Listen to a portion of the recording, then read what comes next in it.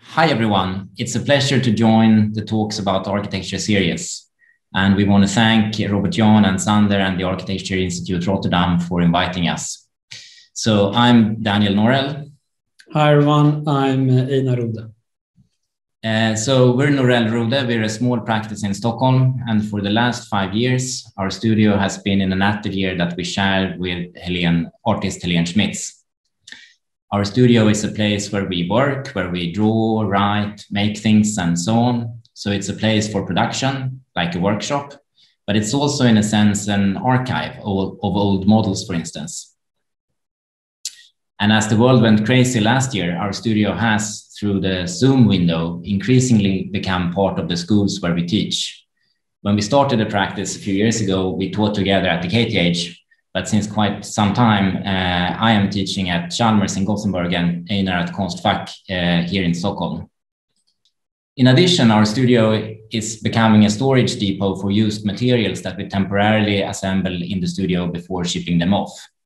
So here you see materials for an installation that opens soon at the Bildmuseet at Umeå University in northern Sweden. And today we would like to talk about how much our work lately has revolved around issues of reuse, appropriation, and architecture that departs from existing objects and situations. But before going there, first a bit of background. Okay, so taking part in exhibitions and publications has become an integrated part of our practice. It's a way for us to formulate ideas in dialogue with other practices, theorists, curators, and other disciplines. And perhaps this is also one of the reasons why we're interested in architectural representation. So how to convey architecture across media, such as, let's say, drawings, photographs, texts, models, mock-ups, and of course, buildings. And this interest in representation may seem at odds with a focus on the material realities of architecture.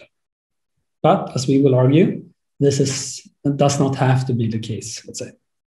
So draw objects, materialities, and building parts can be a way to lend them agency in the design process. It's a first step towards putting issues like reuse or appropriation on the agenda. And this is something we explored in this project here. Along with 12 other practices, we were invited to take part in an exhibition in Malmö in southern Sweden that kind of looked at small interventions for a new neighborhood. And we proposed a series of small bookable rooms, mainly for displaying used goods on sale, from, let's say, vehicles to furniture to objects, but also for social activities, such as a temporary gallery or a dinner party. And it was not so much the framework that provided by the structure that interested us, but the objects and activities that would dwell in it. And we imagine how sort of, let's say, the colorful masses of objects could form a landscape of compression and expansion, where spaces are defined by stuff on display, a live interior, constantly in production as new objects come and go. And we thought about this structure as being almost like a construction site, where you kind of pass by on a daily basis and where there's a continuous ongoing process. And our hope with this little project was that unexpected adjacencies between different objects and activities could stir conversations and exchange between residents and visitors. In many projects, we have been interested in challenging the idea that spaces and drawings should precede matter in the design process. So rather than designing something on the drawing board and then kind of adding materiality and specifications, we would first go and look for materials and building elements that have an interesting material quality and then depart from them. So using standard Leka blocks here as a starting point, this small project for a set of furniture combines, let's say, the refined and the primitive. And the uncut blocks give the pieces a set of proportions and make them appear inert, massive, and porous, quality that not normally would be associated with furniture. And together, the various furniture, such as a kind of stepped display unit, podiums, a table, etc., start to define a group of architectural elements. And from this early work came an interest in architecture as an assemblage, or a group of elements or masses. And here's our entry for the Schlefter Cultural Center. It became a kind of opportunity to explore this. This project was done sort of in the same time or immediately after. And fittingly, the premise of the competition was that the city wanted to collect several existing cultural institutions into one major hub for culture and events. And here we see these institutions interpreted as separate building blocks and then kind of put together into a supergroup. So each building mass in the center we designed corresponds to one of the existing institutions in the town. There's a theater, that's what's in green here in the image, a library rotunda, art galleries in red, etc., as well as kind of a new hotel tower and a conference center. And they're all arranged on a plinth that faces adjacent public spaces.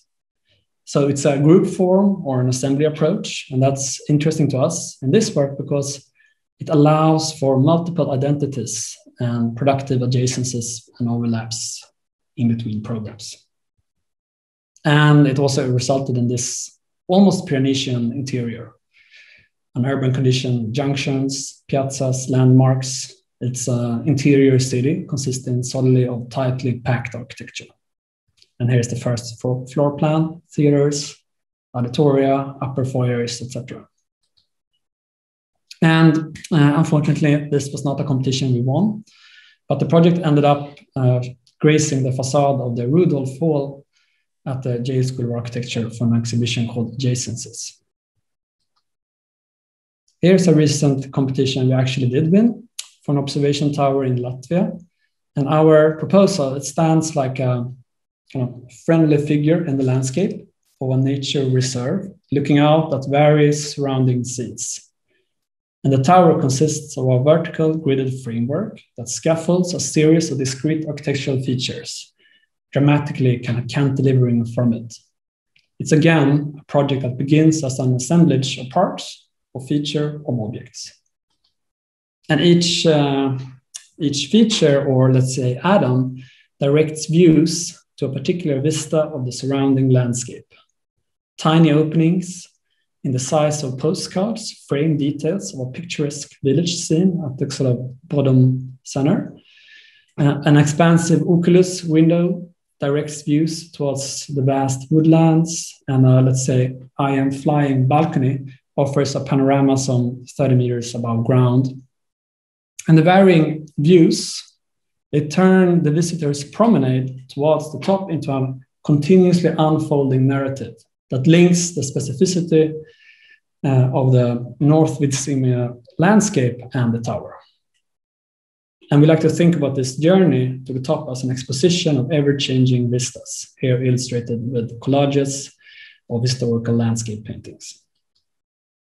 And here, yeah, the same sort of viewing devices in planar view. And the tower, it becomes almost a viewing machine, a vertical collection of framing devices such as balconies and directed openings. And here, seen from a distance, coming closer. So now on to a few examples of private residences that we have been working on lately. Several of these residences are houses that explore a kind of playful monumentality through things like composition, proportion, and fenestration. So the question can be, how can you make something that's relatively small, like a 120 square meter house, seem big and significant? We often consider a distinct massing where the house becomes an object, like a discrete entity in the landscape. And as it says in Swedish on this image, this is the house for the old chicken lady. It's a very basic traditional log cabin, but with its roof and symmetry, it has the quality of a small temple almost. So when a client asked us to replace this house with a new villa, we instead proposed an extension. The new house, that's actually much larger than the chicken house, gently touches the chicken house just enough to make a connection. Along with the third building, they shape a series of outdoor spaces, a recessed entrance place to the street and a loggia-like facade to the west, that mirrors an existing trellis structure. So here's the street facade with an old mansion in the background to which the chicken house once belonged. So the new house becomes like a slightly larger sibling to the chicken house. And here we see also how the site slopes towards a deep bay of the Baltic Sea. And the interior with a view towards the garden. And here the slope where the building stands on stilts. And interior walls were rendered in clay, allowing for soft and filleted corners. Like most architects, we're often asked to do magic with a small budget. This is a summer house for a young family who had bought a small lot just south of Stockholm in a pastoral landscape characterized by mixed forest and open fields. So to increase a sense of privacy in relation to the neighbors, we proposed 2 walls on the site. One actual wall to the left in the plan and one wall-like house to the right. And in between these 2 walls shape a garden that's shielded from views. In front of the house, there is a veranda configured as an open loggia to the garden and a small circular patio on the back of the house. The interior is essentially one elongated space that's loosely divided into social and private spaces that extend onto the veranda, spanning the full length of the house. The exterior has an expressive rhythm of posts and raft details against which there is a play of differently shaped geometrical openings. And working with these kinds of houses is an ongoing work in progress for us. We enjoy designing them as it's often a sort of quick process where one can potentially pack a lot of architecture into a small envelope.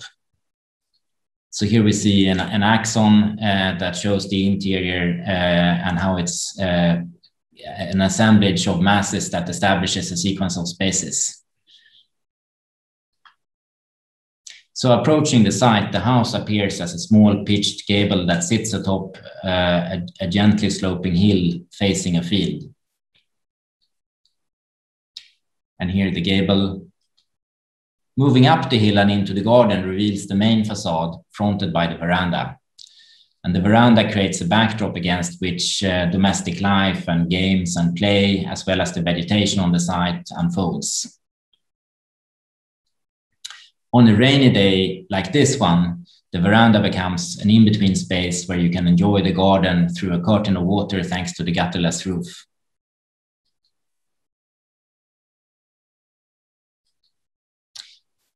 When one steps into the house, the sense of order that the facade brings is loosened.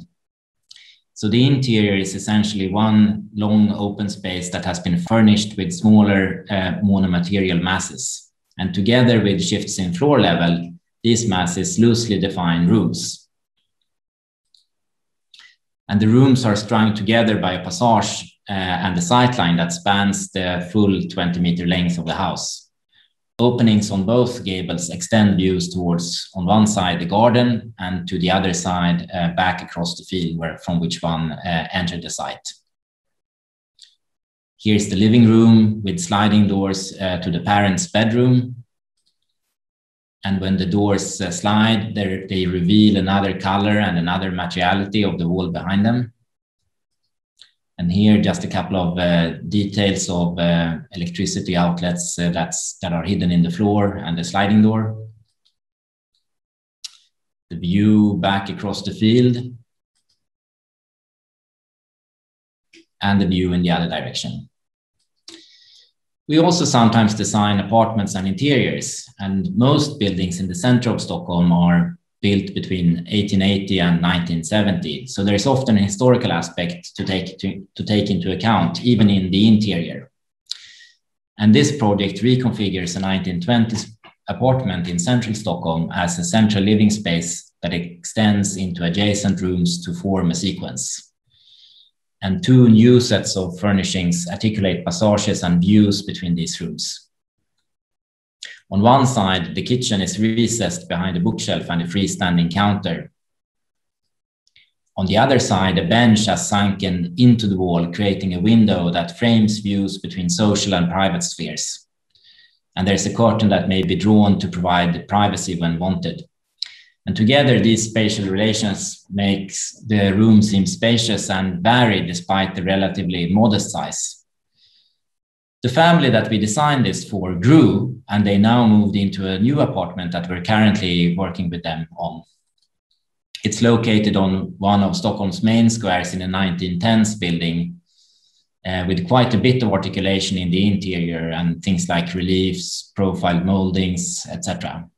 So with this type of work, there is often a request from the client to rethink the space plan so that it better suits life of today. And for instance, that adapts an old layout with a small kitchen and a big living room to a more contemporary layout. And we often find ourselves trying to negotiate that while somehow paying attention to or amplifying the character of the existing architecture and interior details. So here we see how kitchen and living room is merged into one through the removal of a wall, but we also keep part of the wall and part of the panel moldings and even the door below the bench. Okay, so for some time now, we have been interested in how architecture can come about by collecting, altering, and recombining existing things. It has to do with our interest in representation of architecture. How can we harvest and mediate qualities of existing things and buildings through means of representations? And how can used objects become the actual building blocks of architecture?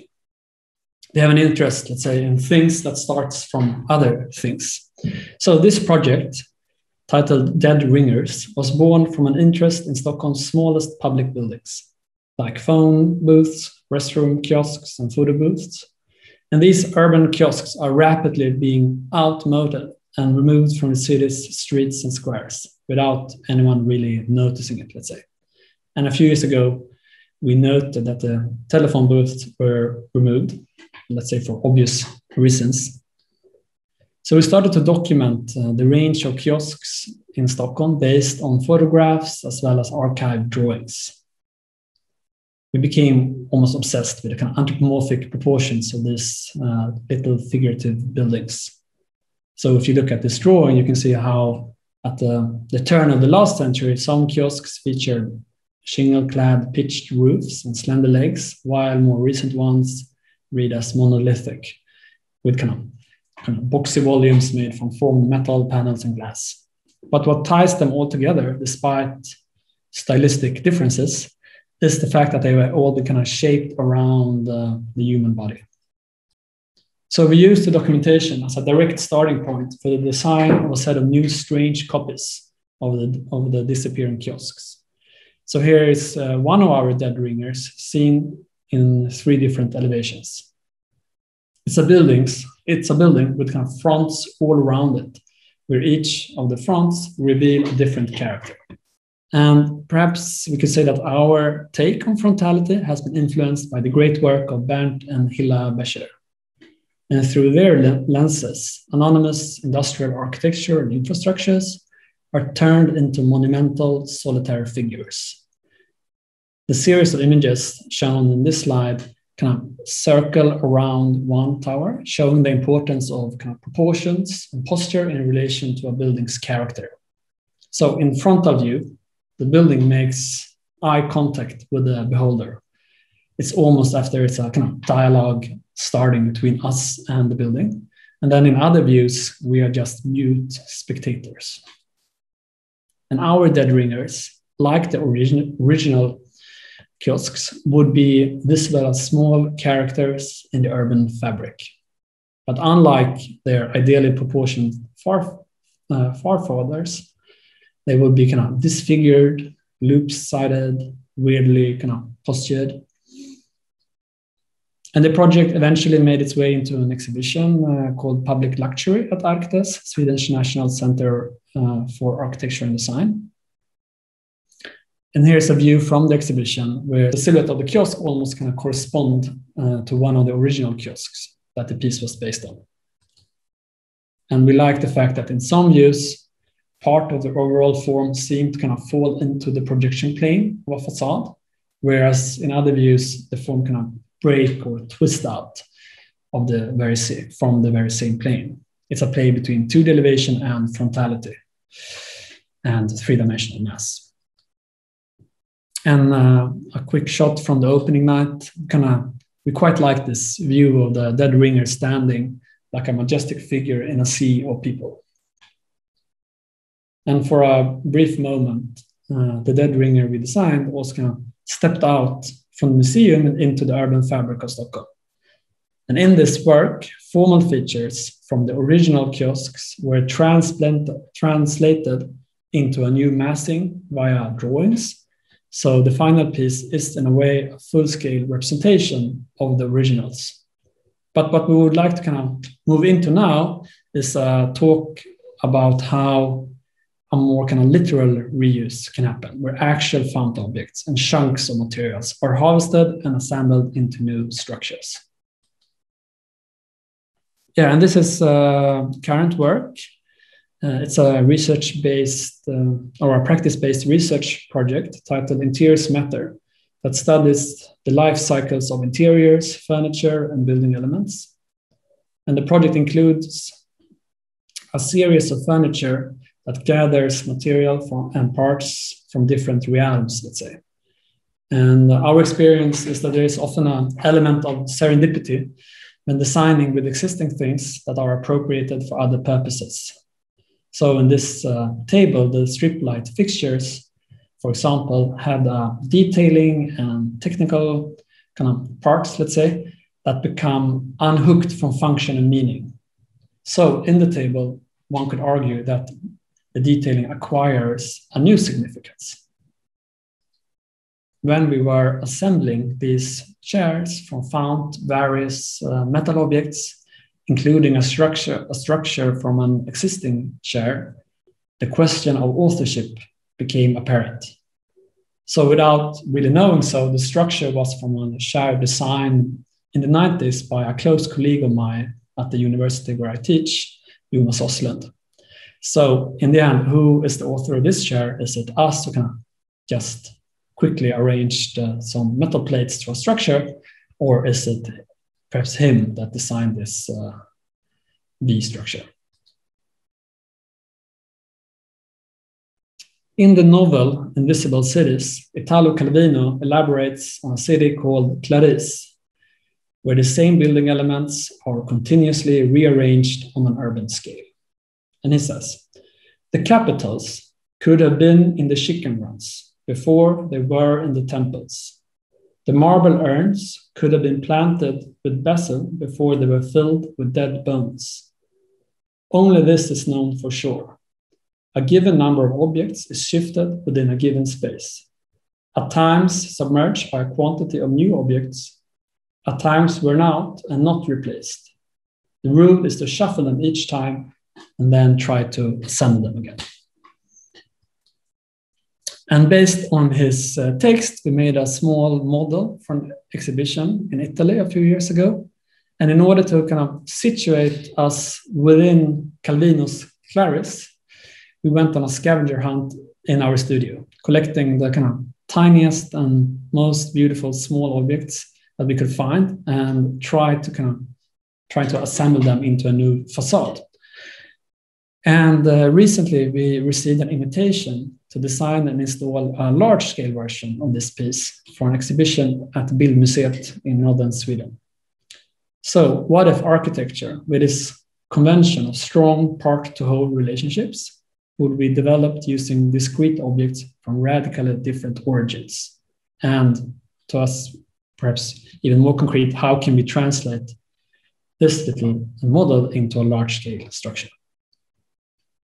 So we are currently developing this colossal model of the same facade, but now made with used building elements found in demolition sites, markets for used materials, and recycling centers throughout Stockholm.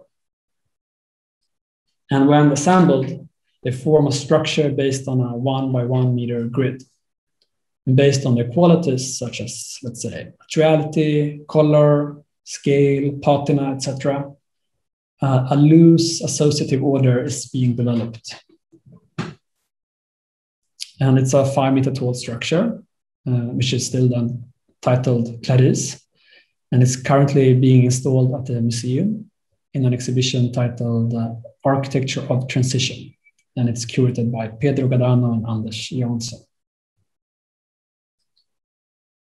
And working with non-standard objects as building components, an obvious issue is, at least in this project, was that all details were unique and had to be custom designed. And this taxonomy is a part of a set of construction documents developed for the project. It shows how widely different elements and chunks of materials must come together. And here these are planar cuts through the columns. So the city is filled with stuff of objects and architecture. How can a close look at such extant material, the way it's used, its genesis, and its varying temporality, as well as the flows that supports it, how can this be turned into a proposition for architecture that takes these aspects into account? And to what extent can one design, or let's say design one piece of architecture that incorporates elements from radically different origins and still make sense as a whole? Here, a glimpse of the work in progress from the museum. So one of the things we wanted to do with this kind of projects is to understand where elements and materials go when buildings come to an end. So since some years ago, we have been doing a series of excursions and scavenger hunts where we visit demolition sites, outlets for used building elements, recycling centers, active landfills, etc., to talk to people working in this kind of flow of used materials. And on such visits, we often collect used materials such as concrete rubble, plastics, bits of plasterboards, steel studs, etc. And here are two markets for used building elements that we will find locally in Stockholm. And these two spaces are fascinating to us, but in different ways. They are both kind of densely packed with architectural elements, but their atmospheres are radically different. So one being nostalgic with aged objects in an old barn with dimmed lighting, and the other is much more kind of straightforward and rational, filled with standard products from metal and plastic. And during our kind of trips around mapping this flow of used objects, a demolition worker told us that building elements that are valued today, that's those who are either really old, let's say 100 years plus, or very young, less than 5 years. So patina and craftsmanship are interesting, and being fresh is valuable. But the rest, what makes up most of the built environment kind of around us, has no real value once it's installed, still, let's say. And here's an active landfill south of Stockholm, where building parts and other waste material are buried deep underground. It once was a strip mine, and now this, let's say, wound in the landscape is being concealed gradually with garbage. So the waste is protected with a waterproof layer below. That's what's just is about to happen here. And then they would add all the waste and a waterproof layer above as well. And we saw this as almost like a wrapped-in gift to future generations. And this is not an archive photo. This is an ongoing practice still. So for the 2019 Architecture Triennial in Oslo, we developed a project called Under Construction, where we, inspired by the Italo Calvino text, started to imagine a 100% reused city that's neither dystopic nor futuristic in its character. The project emerges as a playful fiction with immediate ties to the grit of the real world, where the city becomes an archive of stuff, continuously transforming in slow motion as building elements are reused in new buildings. So giving materials and building elements a second life is, of course, a logistical challenge. It's a problem of procurement, codes, and material flows. And sometimes those problems those challenges seem to be almost impossible to overcome. But as architects, we realize that the problem is as much of a cultural and designerly nature. And one of the most persistent architectural conventions is to consider abstract space before material entities. So building elements and materials are supposed to be subservient to a larger whole. And if you think about it, this approach is aligned with the view of the world that's inherited from industrialism, in which materials could be sourced anew and molded into shape indefinitely. So in the design of under construction, we flipped the design process around and departed from an already established stock of materials. So objects and chunks of materials takes priority over organization and composition. And in addition, each piece for reuse comes with a set of qualities, a character that we can identify, amplify, subvert, or alter. The under construction neighborhood centers around a local market crowned by a soft sculptural roof or a porcelain sink, depending on the gaze of the viewing subject. And as a further response to principles of reuse and recycling, each one of the 5 houses in the neighborhood is constructed from a single type of material. This mono-material approach corresponds to thinking of materials in terms of fractions throughout their life cycle, something that significantly increases the possibilities for future disassembly and reuse. So each building becomes a temporary depot of material, which later can be rearranged into something else. And we should also say that these buildings were a way for us to playfully cycle through a bunch of references that we have in common. So here, for instance, metal light diffusers and some anti-dove spikes are arranged to form an almost John Haydock-like character of a building. Here, used plasterboard becomes concrete slabs. Or here, plastic panels are repurposed as giant, thick waffle slabs, much like in Toyo Ito's Sendai Mediatek, but with quite a different flavor still.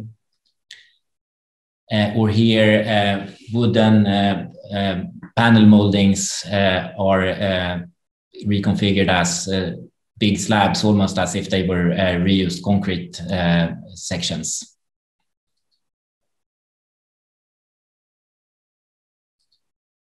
Together, the buildings form a fictional neighborhood complete with streets and plazas.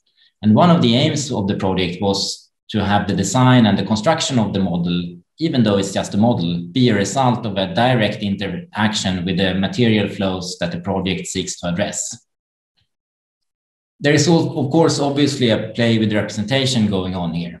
Qualities belonging to the collected pieces of material, such as materiality and patina, reinforce a reading of them as real and undisguised, while the scale of the model makes clear that they should simultaneously be read as representing something other than themselves.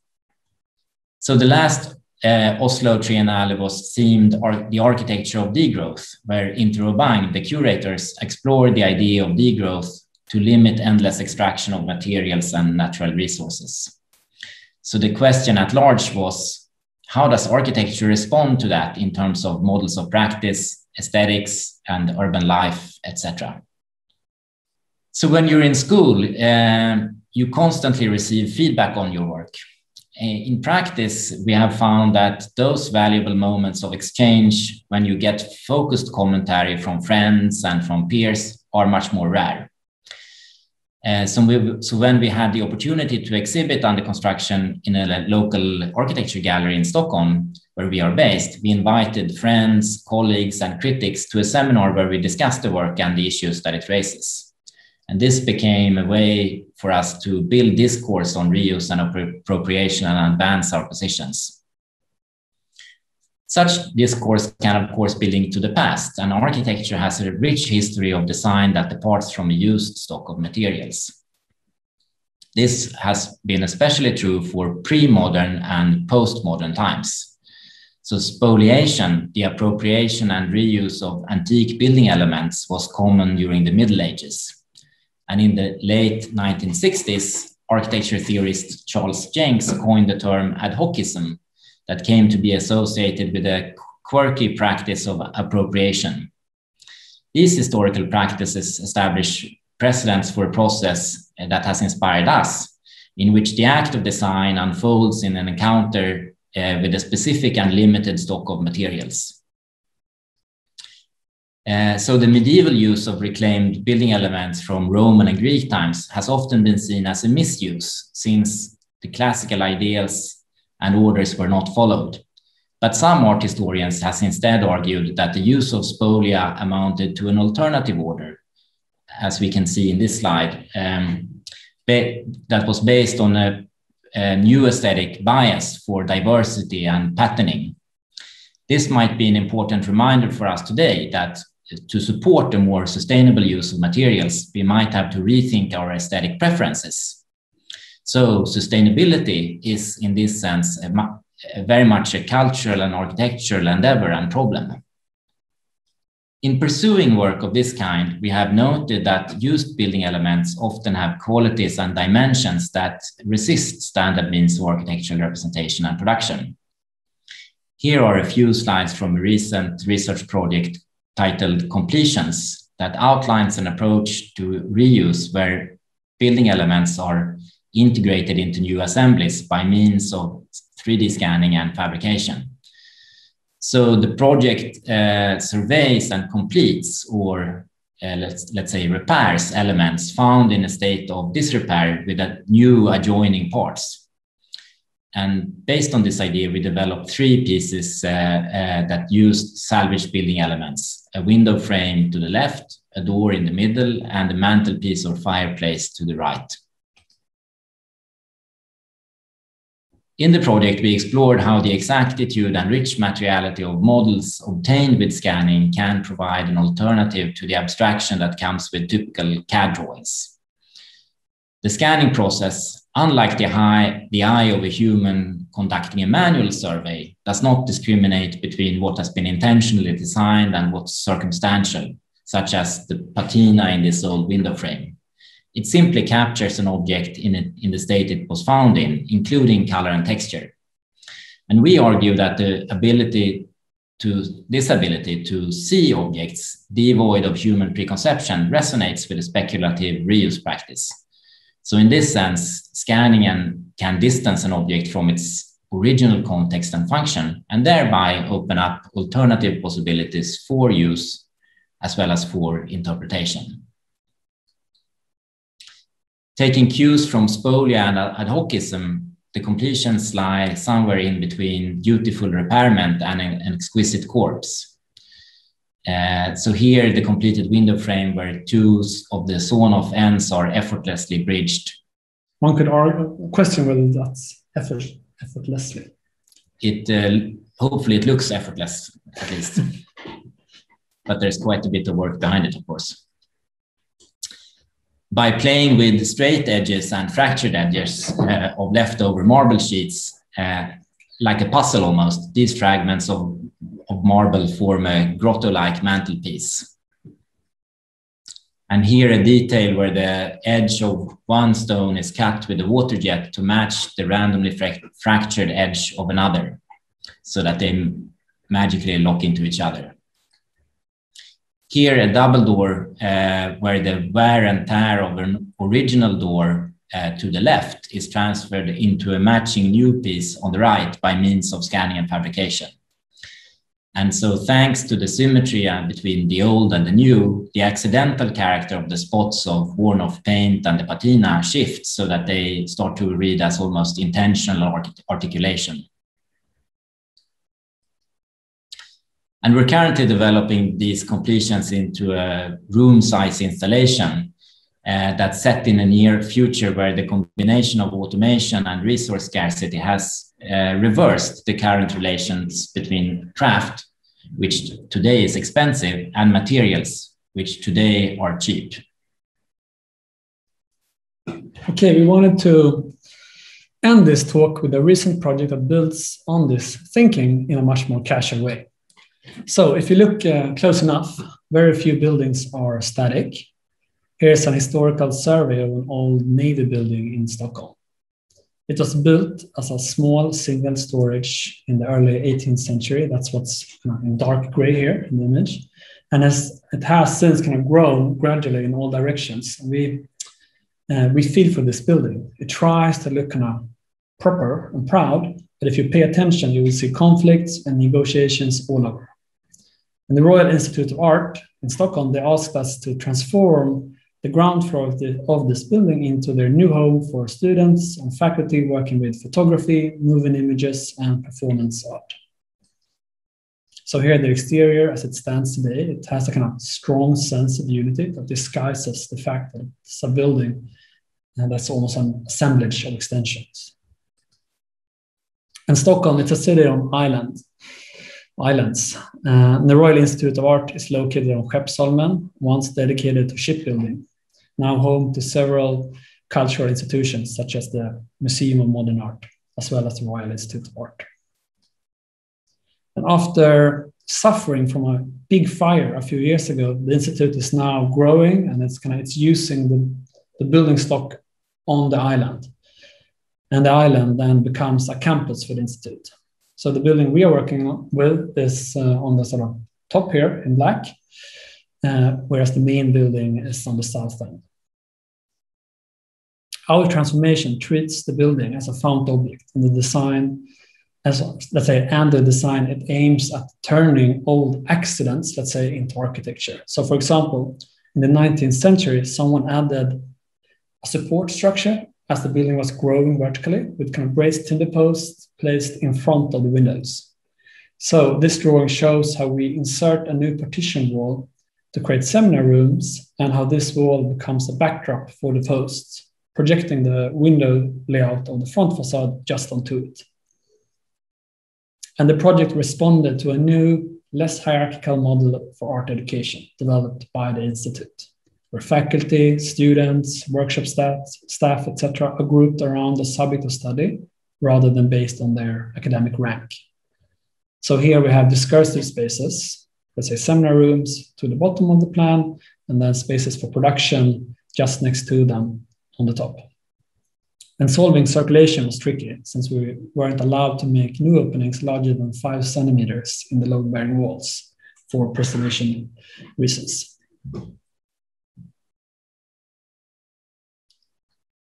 Okay, we started the project with an inventory of the spaces, as well as other hidden resources at the Institute. So to the left, you can see some of the timber posts, which we wanted to kind of unclutter and emphasize. The image in the middle, that's a set of beautiful chairs in the school's extensive warehouse, once designed for students working in their ateliers by Karin Norell. That was on a time when the sort of majority of students still were kind of painting on canvases. And scouting the institute, we also found some old stonework that could be reused as a table. And most of the photographs here were taken by our friend Mikael Olsson just before the school opened. But being an art school, the rooms are now gradually transforming beyond our control. This is a faculty and student lounge. It's essentially a loosely programmed space for spontaneous work, lunches, coffee, conversation, and social and discursive spaces like this, where students and faculty were to meet, were in fact an important part of the brief. Here, the professor, for instance, organizes lunches once a month for staff and students, where they cook together while discussing specific and sometimes controversial topics. And in addition, we designed a series of furniture pieces that were especially made for the project, including this greenish concrete table. Here, a quick mock-up to test different proportions. The final table was casted by a local concrete artist, and we were able to be there during the casting, adding the greenish pigment manually until the tone was just right. And it's a fascinating process because nothing happens for a while, and then all of a sudden, the color blooms through very clearly. Adjacent to the lounge that we just looked at, there is a kitchenette clad in stainless steel and a recessed shelf that was tailored to the existing timber post. So it's again this idea that existing and new negotiate with each other and complete each other. Circulation spaces without daylight were painted in a hue that works well in shadowy conditions. And here we see also the student lockers. And throughout the project, most surfaces were clad in standard materials. It's a not so high budget thing. But we developed this kind of color scheme to give more of specificity to the rooms and structures. Here kind of shown in model. Spaces for production that are located towards the back of the building included a combined library and project room, basically a large atelier for group work. Yeah, here one can see sort of an overhead crane that was left from the Navy. So in some room, we can opt for flexibility through movable furniture and installations. And then in other spaces, it was kind of key to stick to something more robust that could not be moved at all, such as the green concrete table.